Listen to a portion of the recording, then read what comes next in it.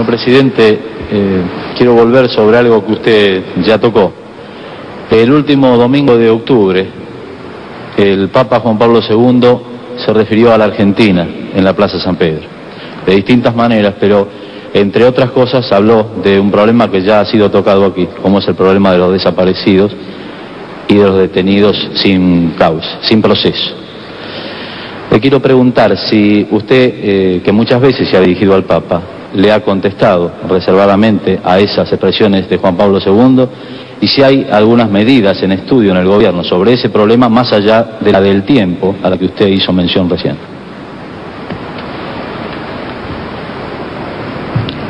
Por de pronto el Papa, cuando habla en esa circunstancia, habla al mundo, no le habló a la Argentina. Y habla en su condición de pastor. Y habla ejerciendo, más que un derecho, una obligación que tiene, por ser cabeza de una iglesia que hace del amor el eje en el cual gira su creencia, que es justamente el amor al prójimo, fundado en la dignidad del hombre. No tiene otra forma más que decir que hay que preservar la dignidad del hombre. De no haberlo dicho, en esa u otra circunstancia, yo diría que hasta falta su deber de Estado. Y esa advertencia del Papa,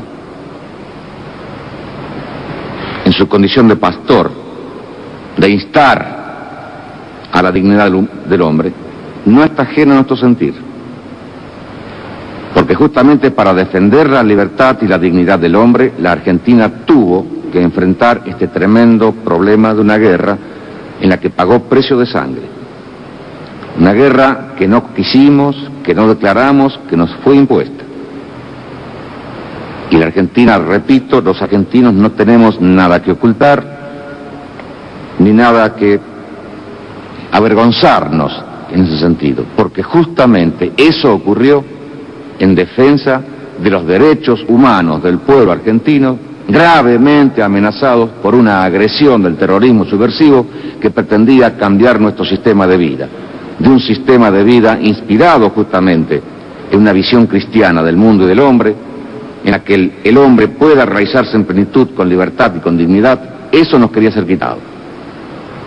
Y para evitar que nos lo quitaran, luchamos y pagamos sangre por los mismos derechos humanos que el Papa reclama. Entonces, primero, no estaba en mí, ni era necesario que yo hiciera ningún tipo de contestación.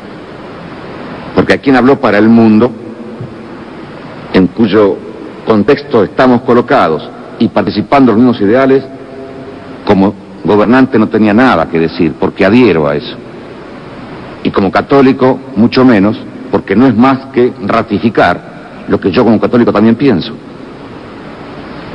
Salvo que hubiera sido una carta ratificatoria y de felicitación, pero no se puede felicitar a quien cumple con su deber. Marcar, a través de la luz del Evangelio, iluminar las acciones de los hombres. Es la función del pastor, y él la cumplía. Creo que quedó una parte final de su pregunta. ¿Qué más se va a hacer?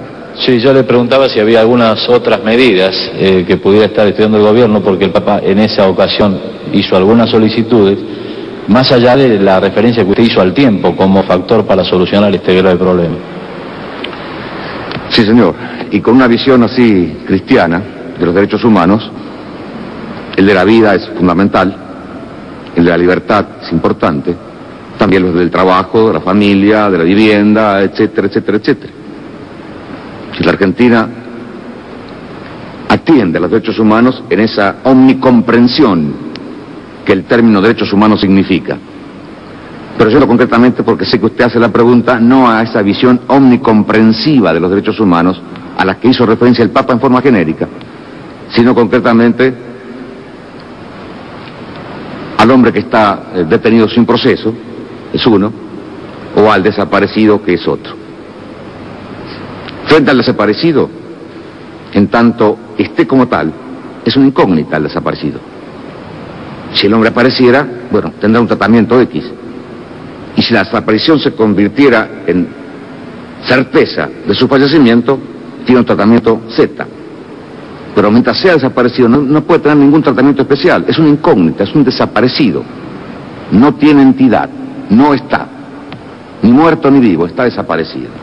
Frente a eso, frente a lo cual no podemos hacer nada, atendemos sí a la consecuencia palpitante, viva de esa desaparición, es el familiar.